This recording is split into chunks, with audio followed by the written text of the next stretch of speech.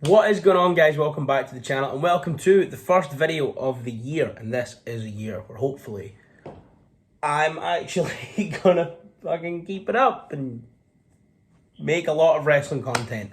I do plan on it. I really do hope to do it. Interviews, reaction reviews, lists, all sorts of nonsense over here. Similarly on my music channel over on Jake Talks Tunes, I aim to be doing the same. I really just want to go balls to the wall this year. I really just want to put the foot on the gas and just go for it this year. And we're here on the 3rd of January. What else would we be talking about? We're here to preview the Wrestle Kingdom card. This is Wrestle Kingdom 17. We are now, 6 years now down the line from when I really fell in love with New Japan Professional Wrestling. New Japan has been a big part of my wrestling journey, especially getting to where I am in this space with, however many people that watch and having been able to interview all these cool people. New Japan is one of the companies that really captured my heart in bringing me back into pro wrestling. They're a company who I've kind of fell out of love with for a little while. The clap shows, I didn't like the clap shows. I really just didn't care. Also, I think when COVID wrestling started, we all wanted more wrestling. I watched that first New Japan Cup. Thought the New Japan Cup was really good. Evil won. That was cool. He went to Bullet Club. Then he kind of didn't do anything with the IWGP Heavyweight Championship. And then COVID really hurt New Japan. And me as a fan of the company, I slowly stopped caring about New Japan. And that sucks. But people are cheering again. We're allowed to cheer at New Japan shows once again. People are going to be cheering at the Tokyo Dome tomorrow, and I can't wait. This looks like one of the most stacked Wrestle Kingdom cards in a while. Once again, it's a 2-day Wrestle Kingdom show, except the second part of Wrestle Kingdom will be happening in Yokohama Arena, I believe on the 21st of January. So we've got a little while to wait for that. We're going to have New Year's Dash back on the 5th, like it traditionally was. And I'm just very excited. So I'm going to go over the card. I'm going to talk about every match. We're going to break it down. I'm going to talk about my expectations for it, maybe a little prediction, and then we'll go from there. So, looking at the pre-show, it has 3 matches here. We have the first match, which is a Young Lions match, as is tradition, with Ryohei Oiwa, I believe. I've like I said, I've not been keeping up with New Japan, and a fella called Boltin Oleg. I don't know much about either of these guys. It's going to be some headlocks and single leg crabs. But these are, I guess, the 2 Young Lions who New Japan have the most stock in. That's traditionally the first match on the pre-show at Wrestle Kingdom. And I'm excited to see what the future of New Japan looks like if these are the 2 guys at the helm. That being said, that is just entirely conjecture. I haven't watched loads of New Japan in recent times. So let's click on Ryohei Oiwa's profile here. That's a Young Lion, baby. Those are some black trunks and nothing else. Yep, I was correct. Then, of course, on the second match on the card, we have the King of Pro Wrestling Right to Challenge, New Japan Rumble, loads of fun. The King of Pro Wrestling Championship has actually been one of the things that's kept me intrigued with New Japan. It's a lot of fun, the King of Pro Wrestling Championship. For those who are unfamiliar, a professional champion is crowned at the start of the year. They will then, challengers will challenge them and they'll pick like fun and wacky stipulation matches, which is a little bit out of the wheelhouse for New Japan, who are usually traditional singles, tag, 6-mans, stuff like that. I believe Yano was the King of Pro Wrestling champion for a while, and he had a lot of fun with it. And then at the end of the year, towards the end, they will have a match for the King of Pro Wrestling Championship. And the winner of that will be crowned the King of Pro Wrestling 2022. Or this year, it'll be 2023. I believe that'll be a lot of fun. The New Japan Rumble is always a lot of fun. And with the additional stipulation of the King of Pro Wrestling on it, that will be a lot of fun as well. Then we have, it says here, 30-minute time limit, Antonio Inoki Memorial 6-man tag match. So we have Yuji Nagata, Satoshi Kojima, and Togi Makabe versus Tiger Mask, Tatsumi Fujinami, and Minoru Suzuki. Those are 6 legends of Japanese professional wrestling. 6 unbelievable talents. Obviously, Suzuki is now without Suzuki-gun. Not too surprised to not see him on the main card now, right after Suzuki-gun just ended. This will be, I guess, the first thing that he's doing outside of Suzuki-gun. Now that it is done, he's going to go off and forge his own path and be a murder grandpa. And, a 6-man memorial for Antonio Inoki with 6 of the best names. I think, this is going to be, a nice match. Some hard-hitting, just classic pro. So as we get on to the main card, the first match slated for it is the IWGP Junior Heavyweight Tag Team Championship match, and that is the challengers who are the winners of the Super Junior Tag League, which is Lio Rush and Yo Hikomatsu versus Francesco Akira and TJP Catch 2-2 of the United Empire. This will be a lot of fun. They are 4 incredibly talented junior heavyweights. If I had to pick a winner here, I think Akira and TJP are going to retain. I don't think that they will have both winners of Super Junior Tag League and World Tag League win their respective championships, and that will probably give a little spoiler away for a match that's going to happen later on in the night. But I think Lio Rush and Yo and Francesco Akira and TJP will put on a fantastic match to get everyone warmed up. Classic Super Junior Heavyweight Tag match, Junior Heavyweight Tag Team title match that you see at Wrestle Kingdom, that the likes of the Bucks and Sho and Yo have wrestled a million times to open these shows traditionally. It's going to be a lot of fun, and it's going to, I think, a lot of people why we all love New Japan as much as we did all those years ago. The second match on the card is looking like, for me, I would say the match I'm the third most intrigued by, the third most excited for in general, but also for what it builds to, and that is the first official defense of the IWGP Women's Championship. This is the first women's match on the main card at the Tokyo Dome in a New Japan show. We have the challenger Tam Nakano taking on the first champion, Kairi. Obviously, Kairi Sane was in WWE for a few years, went back to Stardom, had an absolutely incredible year last year, as did Tam Nakano. And while we're here, let's just shout out Stardom, because I will be doing my sort of end of year awards very soon on this channel. And I didn't watch as much Stardom as I would have liked to. But because of that, a lot of these women did not make my top 10 wrestlers. So right now, as well as on there, I'm going to take this moment to shout out Tam Nakano, Kairi, Julia, Syuri, Azy Hem. Just everyone on that roster is an incredibly talented roster from top to bottom. And every time I watched Stardom, my mind was blown. I just didn't have the time to properly sink my teeth into Stardom like I would have liked. Thekla as well. Thekla is another great professional wrestler over in that company. I think this match, though, here with Kairi and Tam Nakano is definitely the one, not the one that intrigues me the most, because that is another match that we'll talk about later, and it's not the one that excites me the most. There are 2 matches ahead of it. There's one match that intrigues me more than this. But for what this will set up, Mercedes Varnado, Monet Banks, Sasha Monet, whatever she will now go by in her post-WWE professional wrestling career, is slated to appear. We all think she's going to appear to challenge Kairi for Wrestle Kingdom Day 2 in Yokohama Arena in a few weeks. And she's also probably going to show up at Dynamite in a week. And I think this match is going to be absolutely fantastic. It's going to be incredible for Tam Nakano to put herself on that big stage with the eyes of the world watching, with all these people from all these companies here in New Japan. I think Tam Nakano is really going to put herself on the world stage here. I don't think she's going to win. The money match is Kairi and Sasha. But Tam Nakano will come out of this an absolute megastar. She already should be. And I just think that match is going to be absolutely fantastic. As we move on to the third match on the show, we then have the IWGP Heavyweight Tag Team Championship match. The winners of World Tag League Bishamon, Yoshihashi, and Hiroki Goto versus FTR, Cash Wheeler, and Dax Harwood. Now, did it break my heart when Yoshihashi and Hiroki Goto beat Aussie Open in the finals of World Tag League? Yes, it did. It really hurt me. You know my love of Aussie Open. There's a video on this channel from years ago when I applied to be a presenter at Cultaholic, and I had to send in an unlisted news video of me compiling some news and presenting it to camera. I'm wearing an Aussie Open shirt in that. I'm sure if you look through a lot of this channel, oh my god, there's lots of Aussie Open shirts. They're the best. They're my boys. But I do think at the end of the day, having Yoshihashi and Hiroki Goto go over was the right choice.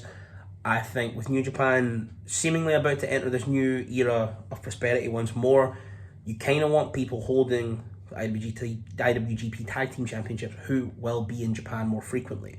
Putting the belts on Harwood and Wheeler was a great idea because the shows in the States could cheer. And those guys were on a tear. They have just lost 2 of their 3 titles that they held for the majority of last year.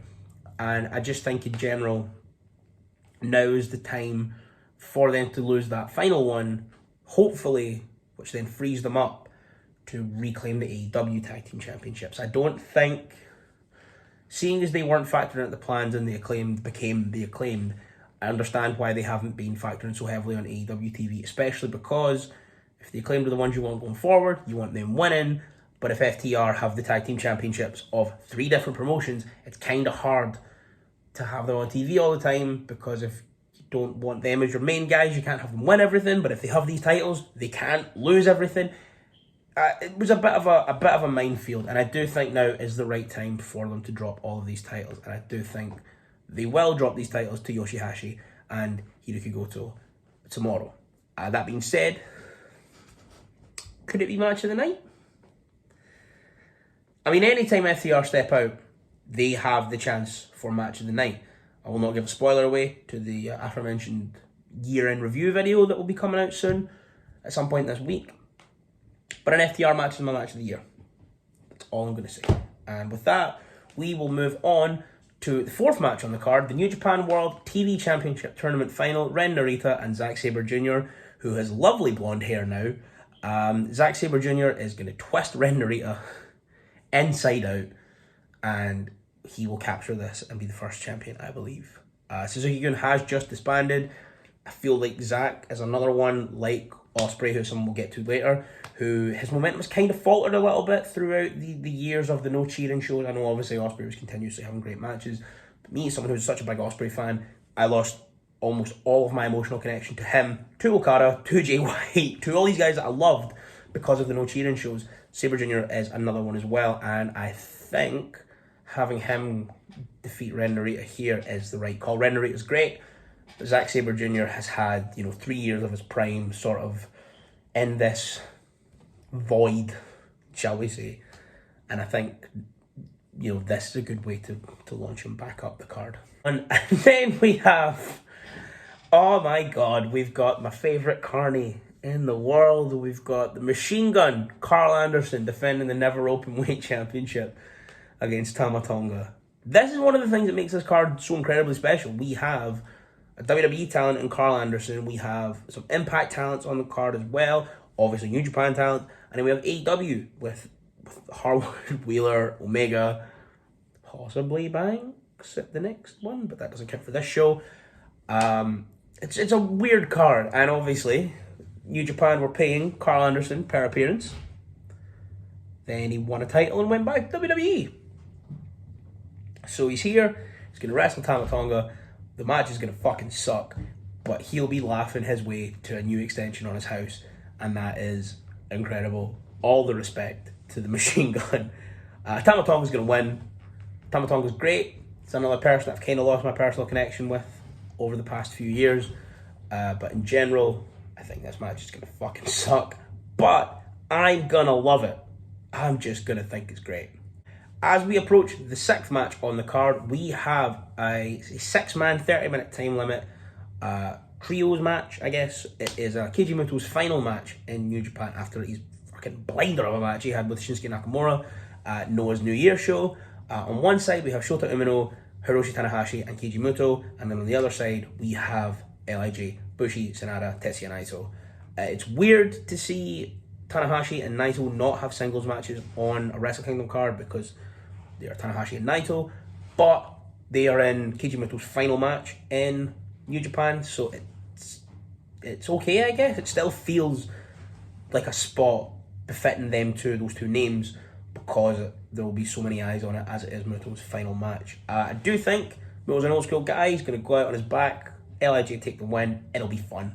That's all I can really say here. As we get into the final 3 matches, this is when it really picks up. And this match is actually one I don't think I can call.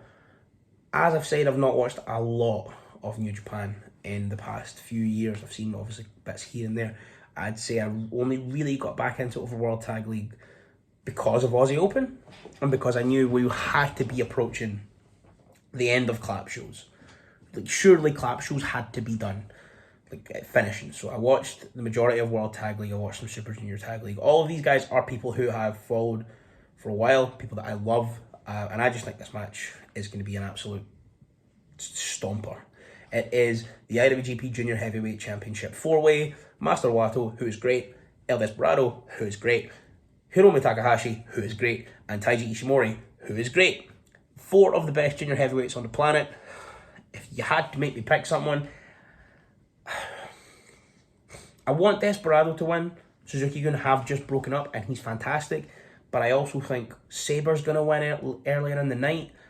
It's Ishimori's second defense, but Hiromu is a big... I don't think Master Wato is going to win, and that sucks because I love him. I was very excited when we got to meet him a couple of years ago. I think he's great. I just think with all of the eyes from all over the world, in particular Western audiences, and Western audiences know Hiromu Takahashi, Desperado, and Taiji Ishimori a lot more than Master Wato, because Master Wato sort of rose to prominence in New Japan in COVID times. I think it will either be Takahashi or Ishimori. Like I said, it's only Ishimori's second defense, and he's great, but Hiromu Takahashi is Hiromu Takahashi. So I don't know, but I'm very excited for that match to just possibly steal the show. But it's followed by the IWGP US Heavyweight Championship, one half of the double main event. 16th champion on his 5th defense, Will Ospreay, versus the first United States Heavyweight Champion, Kenny Omega. And let's just talk about Ospreay's promo from that press conference this morning. Jesus, he called Kenny the C word. And all the Americans in the replies, they were like, why would he say that word? That's a naughty word. I don't like hearing naughty words, because Americans are fucking losers. Except for all of my American viewers, if I've got any, and then if I don't, all Americans are fucking losers. No, this match is going to be fantastic. There is genuine personal stakes between both of them. Ospreay has made it very clear that he has personal issues with Omega. Omega just kind of sat by and not really saying anything. And Ospreay's just kind of come off like a bit of a crier sometimes. But like I mentioned earlier, over the past 3 years, I have kind of fallen out of love with Will Ospreay, purely because I no longer feel a personal connection to Will Ospreay like I did all those years ago. And obviously he's been touring the Indies and in the UK and America, and he's been doing some fantastic stuff. But where his bread is buttered is New Japan, and it's a company that I struggled to really care about these past few years. Obviously, he started the United Empire. He got my boys Aussie Open, a big spotlight on the world stage. But I still kind of was always like, it's fine. But we've got Dunzell and Kyle Fletcher here, hell yeah. This will be the match that will win Ospreay back for me. That promo that I saw this morning, in 3 minutes, he did more than he's done in 3 years for me. And that includes all the stuff in AEW and all of these other promotions. Obviously, this is Kenny Omega's homecoming to New Japan after the formation of AEW. And the two of them, this is a match that people wanted before AEW was a thing. Ospreay was just becoming the best in the world. Kenny Omega was the best in the world. And it seemed like they were going to be on a collision course. Then AEW becomes a thing, and we never got that match. And now there are these personal stakes, because there is genuine animosity between these two men, if we are to believe what Will Ospreay says, that Kenny held him back from appearing in AEW before he did. They had some interactions in the Trios tournament. The United Empire lost in the semi-final to the Elite, who obviously went on to win the Trios titles at All Out, before it all went a bit sour. Just in general though, I think this match is going to be match of the night. My heart says Omega. I want Omega to win. This is one I really can't call. I want Omega to win.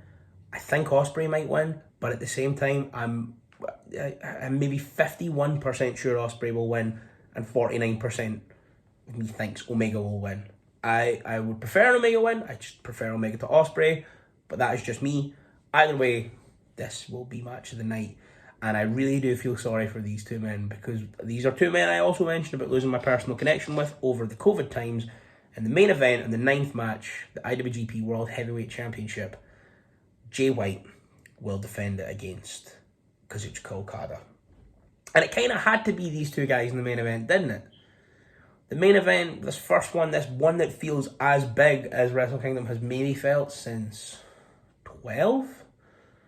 Wrestle Kingdom felt huge at 12 and 13. But 13 kind of only felt huge because we knew we were getting AEW.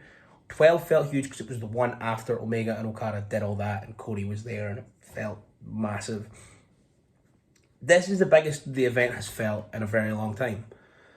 And these are the two guys at the head of that company. These are the two guys in charge. And I wouldn't have it any other way, man. Jay White is as good as he's ever been. Okada is as good as he's ever been. I cannot take anything away from their work. Everything with me in New Japan these past few years has been down to a personal connection, and that is due to clap crowds.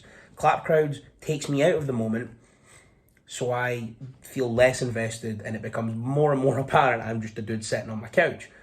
So then how can I invest in guys like Jay White, Kazuchika Okada, Will Ospreay, Tanahashi, Naito, all these guys who I loved. But now that clap crowds are gone, man, there's going to be a fucking amazing show. So does Okada win it? I'm just kind of, this is going based off vibes because I haven't watched too much New Japan to kind of get a feel of who's going where and who's doing what. I'm running off vibes and what my gut tells me for almost all of these. Do we put it on Okada, the ace of New Japan, for as long as I've been a New Japan fan? Does he get it back to lead this company once again into this new age of prosperity, this what will more than definitely be a new golden age of New Japan like they had from 2016 through to 2019? Is that what this is going to be? Or do we keep it on Jay White? Because I guess he's more marketable to Western audiences, which is where they're probably looking to push, obviously with the purchase of Stardom, the IWGP Women's Championship, Sasha. This is another one like the co-main that I can't call. I want Okada just as much as I want Jay White to win this. I think Okada just as much as I think Jay White's going to win this. But I need to get a prediction down. So what I'm going to do is I'm going to flip a coin, baby. Got 10p out my wallet. Head, it's got a face on it. Okada's a face. So if this lands on heads, I am going to predict Okada. If this lands on tails, I am going to predict Jay White. And this is the wonderful journalistic integrity that you can expect on the Jake McFarlane Professional Wrestling YouTube channel. Let's fucking do it, baby. It is heads. We are Team Okada. So, let's run back through the card. I will give my predictions to every match. And we will see in a day or two when I post my review. It's really fucking silly. Oh, that's really silly. Right. I'm not going to predict any of the opening matches. I think, in fact, the only one I think, I don't even know. The Inoki match, I don't know because I'm thinking on maybe you want the faces to win, but Tiger Mask and Fujinami are on Suzuki's side. I don't want to predict a winner there. I don't really feel the need to predict a winner there. That is just going to be a lovely tribute to the founder of New Japan Professional Wrestling, Antonio Inoki. And the other two matches, I don't know enough, but the Young Lions and it's the New Japan Rumble. Anyone could be there. So let's start from the main card. I think in the opening match, the United Empire will retain the Junior Heavyweight Tag Team Championships. Then I think Kairi will retain the Women's Championship. I think Hiroki Goto and Yoshihashi will capture the Heavyweight Tag Team Championships. I think Zack Sabre Jr. will become the World TV Championship, or the World TV Champion rather. I think Tama Tonga will beat Carl Anderson. I think Sanada, Bushi and Naito will beat Muto, Tanahashi and the Shooter. Deadly cold fucking stare from the Shooter. I forgot to pick one here. Takahashi or Ishimori. I'll go Ishimori just because I think Takahashi's. I don't think Ishimori's had his moment as much as Takahashi has, and I would like to see him get his moment. But I think it will be between those two. So I'm going to predict Ishimori here. I will then go Ospreay, and the coin decided Okada. So that is my rundown preview of Wrestle Kingdom 17 Day 1. We will be back here to talk about Wrestle Kingdom in a couple of days. We'll talk about New Year's Dash. We'll talk about Wrestle Kingdom Day 2 in a few weeks. I'm just very excited to care about New Japan again. Incredibly excited to care about New Japan again. And I hope a lot of people feel like that too. Because I know a lot of my wrestling friends have struggled with caring about New Japan, which sucks, for a few years. But that's it from me for today. Like I say, we're back. I want to go balls to the wall on this channel the whole year. Let's fucking hope I do it. If you want to follow me anywhere on my social medias, they will all be linked below. Please do subscribe if you're new. Like I say, I'm hoping to do more of this, and remember to do it and not just give up and stop uploading videos when I say that I'm coming back. Either way, thank you guys so much for watching, and I will see you tomorrow to talk about this show.